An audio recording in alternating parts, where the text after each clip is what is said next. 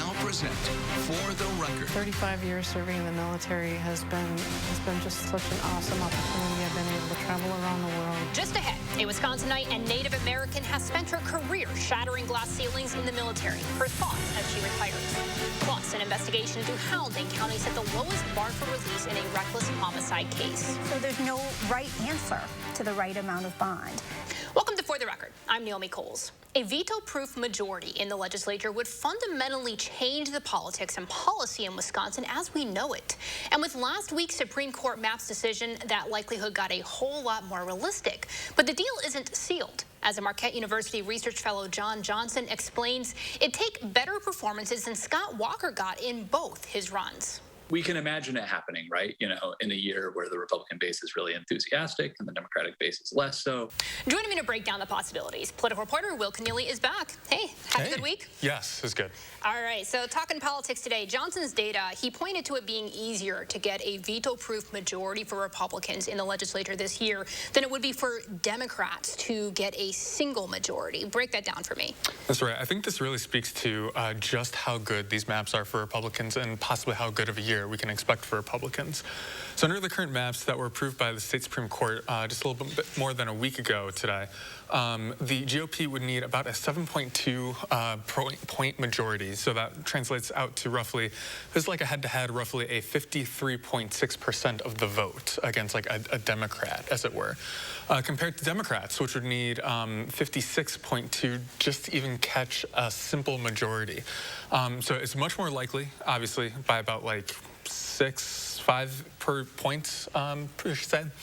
Much more likely for Republicans to have that supermajority than Democrats would, essentially.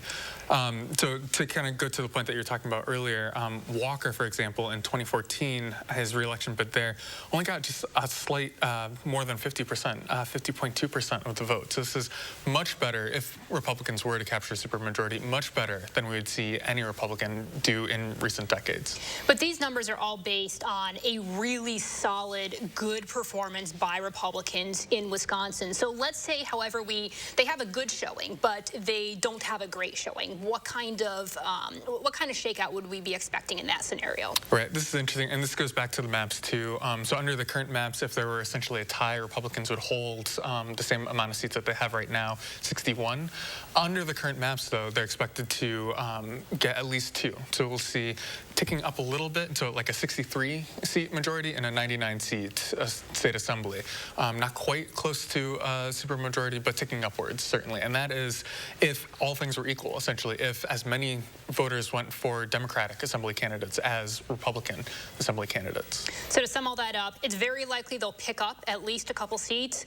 Less likely, but still, it could be probable, depending on how their performance is, that they would get that veto-proof majority. Now, you also talked to Governor Tony Evers about how all of this could change policy in Wisconsin this week. We're going to roll that clip. I anticipate that of the 98 or the 100, whatever, 130 bills that were vetoed for, in my opinion, good reason, we're going to see all those come back, and I will veto them again, and they'll override my veto.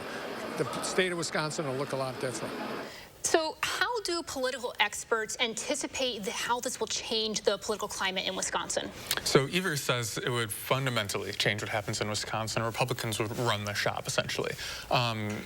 Anything that Evers tried to veto would essentially immediately be overridden as long as Republicans could maintain control on their caucus, as long as you don't have any kind of fractures, any kind of splinters within the caucus.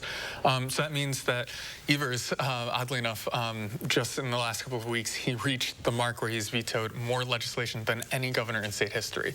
You can kind of understand why. He's dealing with a uniform Republican legislature, so they're passing all Republican priorities that he's likely striking down. So you'd largely see some of those come back.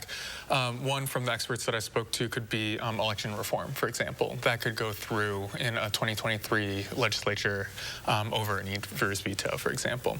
The interesting thing there, though, is we could also see shifting coalitions.